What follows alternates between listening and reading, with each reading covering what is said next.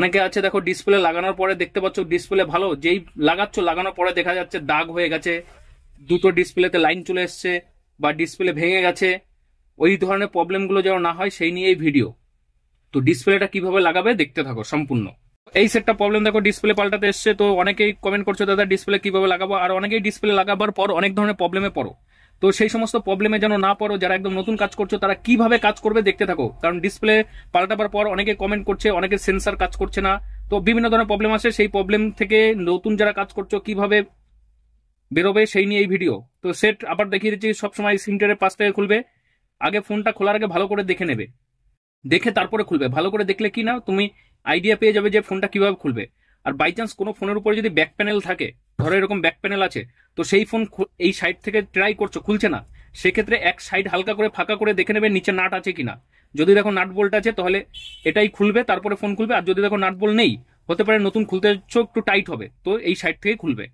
তো যাই হোক, এই ফোনটা ডিসপ্লে চেঞ্জ হবে, ডিসপ্লে পাল্টানোর ক্ষেত্রে যে সমস্ত দিকগুলো ফলো রাখতে হবে যারা নতুন কাজ করছো তাদের উদ্দেশ্যে ভিডিও। আর সবসময় ফোন এই নিচ থেকে খোলার চেষ্টা করবে, সবসময় প্রথমে সিমটের পাশ থেকে এদিকটা খুললে তারপরে নিচ থেকে যেই ফাঁকা পেয়ে গেলে।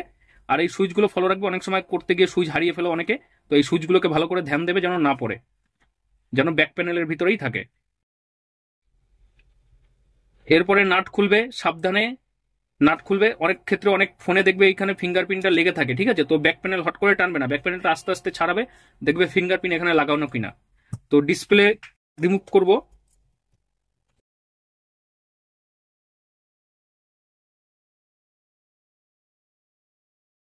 তো ব্যাক প্যানেল খুলে সবার প্রথমে যেটা কাজ করবে, সবার ফার্স্ট ব্যাটারিটাকে ডিসকানেক্ট করবে। কারণ তুমি কাজ করতে গিয়ে কোথায় না কোথায় শর্ট হয়ে যাবে, সেক্ষেত্রে সেট ডেড রিস্ক হতে পারে। তো ব্যাটারি কানেক্টটা রিমুভ করবে। আর ব্যাটারি সমস্ত ফোনে দেখবে এরকম ধরনের স্টিকার থাকে ব্যাটারি রিমুভ করার জন্য, আর অনেক ফোনে পিছনে এখানে চিটকানো থাকে, ওগুলো টেনে খুলতে হয়। তো এইখানে ব্যাটারি এইভাবে টেনে খুলবে। তো ব্যাটারিটা এইভাবে টেনে খুলবে। আর ব্যাটারিটা যে টানবে এইভাবে টানবে না, এইভাবে টানলেও উঠবে না, ঠিক আছে। এটা কিভাবে টানবে না, এরকম বাইরের দিক করে, বাইরের দিক করে এরকম উঁচু ভাবে, ভালো করে দেখাও, এরকম বাইরের দিক করে এরকম টেনে ধরবে, এরকম টেনে এইভাবে বাইরের দিকে টেনে এইভাবে তুলবে। এরকম যদি স্ট্রেট টানো কোনো মতেই ব্যাটারি উঠবে না, বাইরের দিকে এরকম টেনে এরকম। তো এটা খুলে ফেললাম। তো ডিসপ্লে খুলবে, সাবধানে খুলবে। অনেকে হয়তো খোঁচাখুচি, অনেকে হতে পারে সেপারেটর মেশিনে দিয়ে খোলো, কোনো দরকার নাই সেপারেটর মেশিনে দিয়ে খোলার, কারেন্টের বিল পুড়িয়ে। তো এরকম পাতলা টিনের প্লেট এগুলো কিনতে পাওয়া যায়, কিনে নেবে। এই ডিসপ্লের সাইড দিয়ে জাস্ট এইভাবে কাটবে, কেটে এটাকে ভিতরে ঢুকাবার চেষ্টা করবে। ব্যাস এক সাইডে ঢুকে গেল, হালকাভাবে এখানে তুলবে। তারপরে এইভাবে যদি ধরতে পারো তো এইভাবে টেনে ছাড়াবে, টেনেই ছাড়িয়ে দেবে। একটু টাইট থাকবে কিন্তু এইভাবে টেনেই ছাড়িয়ে দেবে। এই যে দেখতে পাচ্ছ এরকম টেনে ছাড়াবে, এতে কোনো প্রবলেম নেই। তো এরপরে ডিসপ্লে লাগানোর ক্ষেত্রে অনেকে যেই ভুলটা করে থাকো সেই ভুলটাই এখানে আমি বলবো, যেই ভুলগুলো করা চলবে না, সেই ভুল করলে আমাদের প্রবলেম হতে পারে। ডিসপ্লে লাগাবার আগে ভালো করে, অনেকের প্রবলেম হয় যেটা ডিসপ্লে লাগানোর পর দেখা যায় ডিসপ্লেতে প্যানেলে এরকম লম্বা দাগ চলে আসছে, কারো দেখা যায় ভেঙে গেছে। তো যারা নতুন কাজ করছে তাদের এই প্রবলেমটা হয়। তো এই প্রবলেমগুলো যেন না হয়, প্রথম থেকে যারা শুরুতে রিপেয়ারিং করো তাদের কাছে হয়তো খুব সামান্য টাকা নিয়ে রিপেয়ারিং এ নামছো, কিন্তু লস হয়ে গেলে তো সেটা মেকআপ করা খুব কষ্ট। তো সেই সমস্ত প্রবলেমগুলো যেন না হয় তার জন্য এই ভিডিও। দেখো যেগুলো ফলো রাখতে হবে ডিসপ্লে লাগাতে গেলে, আর যেগুলো করতে হবে, প্রথম ভালো করে এগুলোকে পরিষ্কার করতে হবে এই আঠাগুলোকে। অনেকে দেখবে ডিসপ্লে অন্য দোকান থেকে লাগায় বা তুমি লাগাতে পারো, দেখা যায় যে দুদিন পরে বলেছে এসে ডিসপ্লে কেমন লাগালে উঠে গেল। উঠে যাওয়ার কারণ কি, অনেকে এগুলো ভালো করে পরিষ্কার করে না। অনেক সময় কি হয়, অরিজিনাল ডিসপ্লে যখন তোলা হয় দেখা যায় ওখানে আঠা নেই, পুরো পরিষ্কার থাকে, কিন্তু ওখানে পাতলা একটা আঠা থাকে যেটা পরিষ্কার করে না লাগানোর কারণে ডিসপ্লে উঠে আসে। তো এগুলো ভালো করে সবসময় পরিষ্কার করে নেবে। তো আমি বেশিরভাগ এই তারের ব্রাশই ইউজ করি, এটাতে পরিষ্কার ভালো হয়। এই তারের ব্রাশ দিয়ে দেখো কত সুন্দর পরিষ্কার হবে।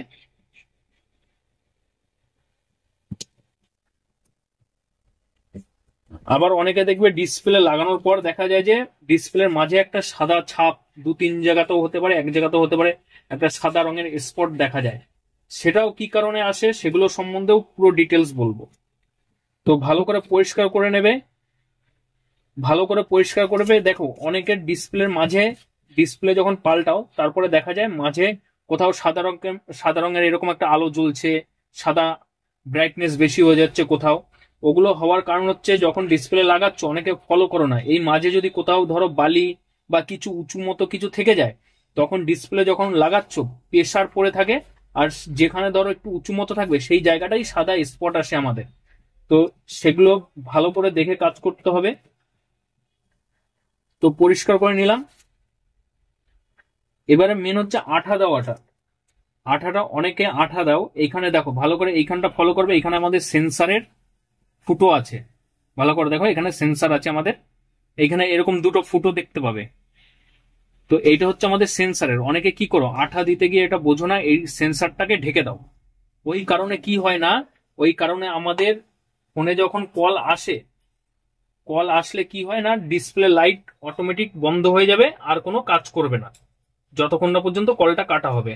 আবার এই প্রবলেমটাও আসে যে দেখা গেল যে ডিসপ্লে লাইট জ্বলছে ঠিকই, কিন্তু কানে নিলে যে ফোনটা অটোমেটিক ডিসপ্লে লাইট বন্ধ হতো সেইটা বন্ধ হচ্ছে না। তো এই প্রবলেমগুলো হয় ডিসপ্লে লাগানোর সময়, যদি এখানে সেন্সারে আঠা পড়ে যায়, যদি ঢাকা পড়ে যায়, তাই সেই কারণে।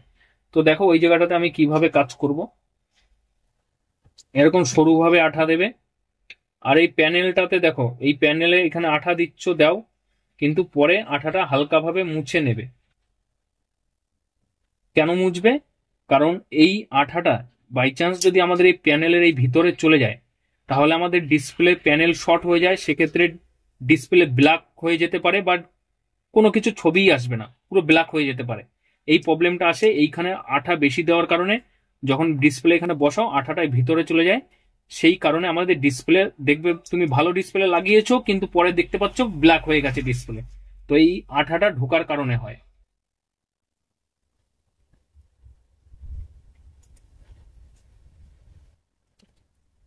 এবারে এইখানে সেন্সারটা যে আছে, দরকার পড়ে সেন্সারে এখানে আঠা দেবে না, বাদ দিয়ে দাও, এইটুকু জায়গা বাদ দিয়ে দাও, যেখানে ফুটো দুটো আছে ওই জায়গাটা বাদ দিয়ে দাও। নিচে যদি আঠা বেশি পড়ে যায় তাহলে সেক্ষেত্রে আঠাটা এরকম হাত দিয়ে মুছে নেবে, এই নিচে আঠা বেশি যেন না থাকে, হালকা থাকুক। তো ডিসপ্লের পিছনে এরকম স্টিকার দেখতে পাও, এটা অবশ্যই তুলবে। আর এইখানে যে স্টিকার আছে এটাকে অবশ্যই তুলবে। কেন তুলবে? অনেকে তোলে না, কিন্তু এটা তুলবে। তুললে কি হয় না, এর সঙ্গে ডিসপ্লের সঙ্গে বডির সঙ্গে আমাদের গ্রাউন্ডের কানেকশনটা পেয়ে যায় পাতাতে। তো পাওয়াতে কি হয় না, আমাদের টাচটা ভালো কাজ করে। অনেক সময় দেখবে টাচের এইটা না তুললে অনেক সময় টাচটা ঠিকঠাক কাজ করবে না, ওই ধরনের প্রবলেম আসে। ওই জন্য এইটা অবশ্যই নিচের কাগজটা তুলে চিটাবে। তো এবারে দেখো বসানোর সময় অনেকে বসাতে গিয়েও ভাঙো। কিভাবে বসাবে? পাতাটা লাগালে লাগিয়ে এই নিচটা অ্যাডজাস্ট করবে। ফার্স্ট এই নিচটাকে এরকম অ্যাডজাস্ট করে এরকম লাগাবে, লাগাবার পর উপরটা লাগাবে। নিচটাকে আগে অ্যাডজাস্ট করে নিলে আগে নিচ, তারপরে উপর, ব্যাস কমপ্লিট। এই তো হচ্ছে ব্যাপার, আর কি, এই সিম্পল ব্যাপার। তাহলে ডিসপ্লে লাগাতে গেলে কি কি মাথায় রাখতে হবে? ভিতরে যেন কোনো রকম বালি না পড়ে, বালি পড়লে মাঝে দেখা যায় সাদা হোয়াইট ফোকাস আসে। দ্বিতীয়, আমাদের এখানে সেন্সারে এখানে দরকার পড়ে আঠা দেবে না। এখানে যদি আঠা পড়ে যায় তাহলে কল আসলে যে অটোমেটিক ডিসপ্লে লাইট বন্ধ হয় জলে, সেটা কাজ করবে না। তো এই সেন্সারটা মাথায় রাখবে। আর 3 নম্বর হচ্ছে এখানে আঠাটা ঠিকভাবে দেবে, বেশি যেন না হয়, না হলে ডিসপ্লে ব্ল্যাক স্পট আসবে। আর ডিসপ্লেটা কিভাবে লাগাবে? আগে নিচটা হালকাভাবে এইভাবে হালকা সেট করে লাগিয়ে তারপর আস্তে করে ছেড়ে দাও। আর চেষ্টা করবে ফোনে যেই নাটগুলো খুলবে সেগুলোই লাগাবার, যারা নতুন কাজ করছো তাদের উদ্দেশ্যে। কারণ অনেক সময় কি হয়, নাট যদি বেশি বড় হয়ে যায়, তুমি এরকম নাট টাইট দিবে, দেখা গেল নাট এপার ওপার ভার হয়ে গেল, ডিসপ্লে ভেঙে যেতে পারে। আর বড় নাট হলেও ধরো এখানে একটু বড় নাট লাগালে তো কি হবে, ডিসপ্লেতে পিছনে, ডিসপ্লের পিছনে নাটটা প্রেস লাগার কারণেও সে জায়গাতে হোয়াইট স্পট আসতে পারে। তো চেষ্টা করবে ফোন থেকে যেই নাটগুলো খুলবে তার ব্যাক প্যানেলের উপরেই রাখো সব, সেই ব্যাক প্যানেলের উপরেই রাখবে, ব্যাক প্যানেলটাকে ধরে সরিয়ে দেবে, যখন যেই ফোনটা সেট করবে সেই ব্যাক প্যানেলটা নিয়ে চলে আসবে, সবকিছু লাগিয়ে নেবে। এইভাবে কাজ করবে, প্রতিটা ব্যাক প্যানেল এরকম রেখে নেবে। ব্যাক প্যানেল লাগাচ্ছ, তারপরে দেখা যাচ্ছে কি ডিসপ্লেতে দাগ চলে এসছে, লম্বা লম্বা দাগ ডিসপ্লে এইভাবে উঠছে।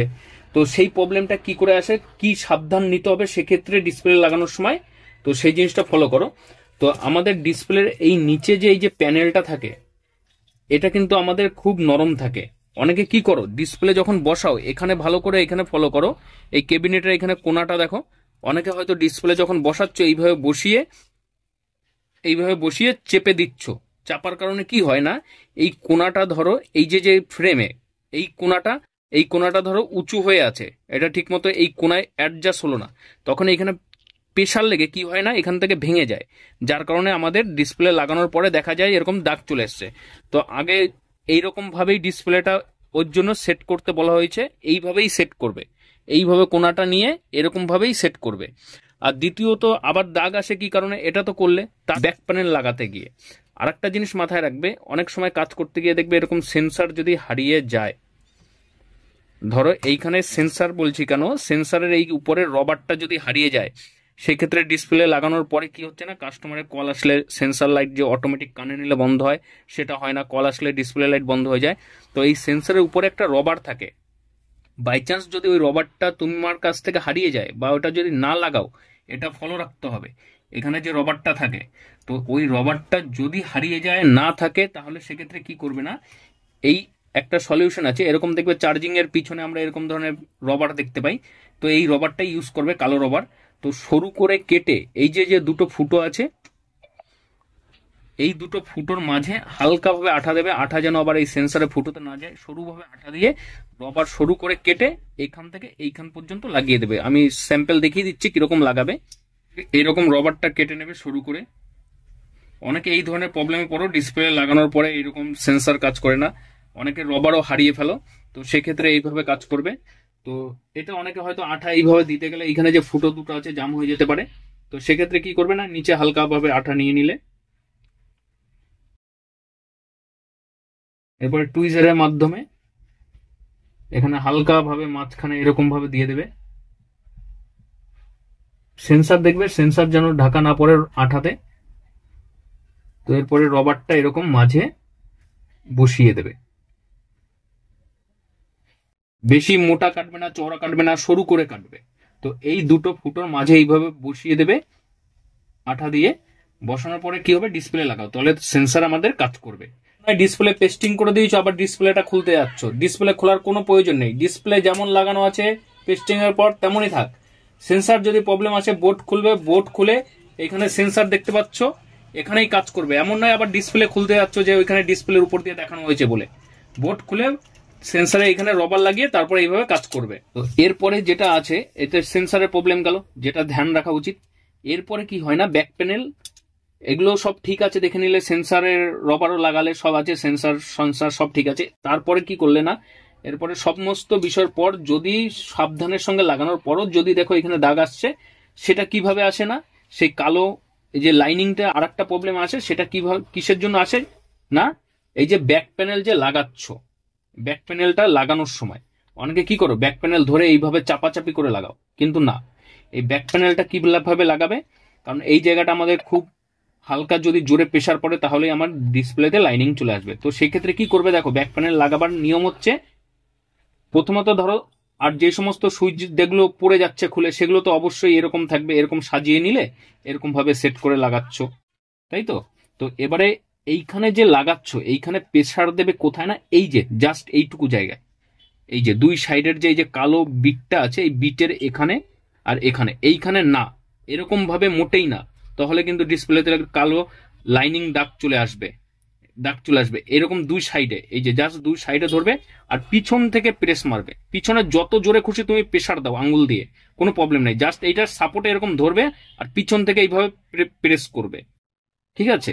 সব দিকেই এই যে এই সাইডগুলো কি করবে না, এই সাইডে যে কালো বর্ডার, এই কালো বর্ডারে খালি আঙ্গুল দিয়ে সাপোর্ট দেবে আর পিছন থেকে এই আঙ্গুল দিয়ে প্রেস করবে, বোঝা গেল।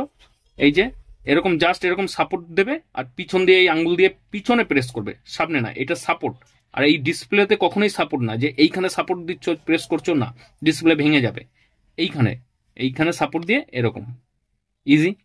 তো এইভাবে কাজ করলে কি হয় না, তাহলে তোমার যে ডিসপ্লে লাগানোর পরে যে দাগ চলে আসে সেই জিনিসটা হবে না, কারণ প্যানেলে যদি ভুল করেও কেউ এরকম প্রেসার করে ডিসপ্লে লাগাও তাহলে দাগ চলে আসবে।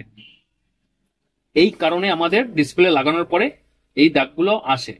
তো এই সমস্ত জিনিসগুলো ডিসপ্লে লাগাতে গেলে সাবধানতার সঙ্গে অবশ্যই কাজ করতে হবে, না হলে তুমি প্রবলেমে পড়বে। ডিসপ্লে হচ্ছে আমাদের মেন একটা ইম্পর্টেন্ট পার্ট, যেটা সমস্ত কাস্টমারের ডিসপ্লে ভাঙে, আর ম্যাক্সিমাম কাজ আমাদের দেখবে ডিসপ্লে রিপেয়ারে আসে। চার্জিং পিন, ডিসপ্লে রিপেয়ার, এগুলো হচ্ছে একদম কমন প্রবলেম। তো এই জিনিসগুলোকে ভালো করে ফলো করে কাজ করতে হবে, কারণ কাজ করতে গিয়ে কারো খারাপ করে নিজের লস করবে না, তুমি কাজ করতে গিয়ে নিজের লস করবে না। এই সাবধানতাগুলো সবসময় মাথায় রাখবে, যেগুলো বললাম।